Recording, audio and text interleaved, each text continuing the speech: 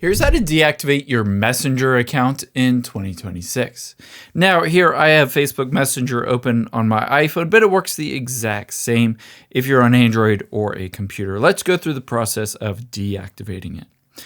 The first thing you're going to do is tap on Menu at the bottom right, and then tap on Settings at the top.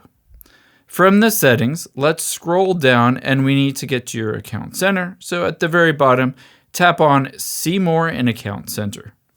Now they recently updated and changed where this is. So currently you need to scroll down to the bottom, tap on Manage Accounts, and then tap on Manage next to Facebook. Of course, Facebook is associated with Messenger. So tap on Manage. And now tap on Deactivation or Deletion and make sure that you select Deactivate your account and not to delete it. Tap on Continue here, and keep in mind it will ask you for your password, so just autofill that password. After you're done with that, you'll deactivate your Messenger account. You can always reactivate it just by logging back in. I hope this helps. If you enjoyed this video, check out the video over to my right. I think you'll really like that too, and thanks for watching.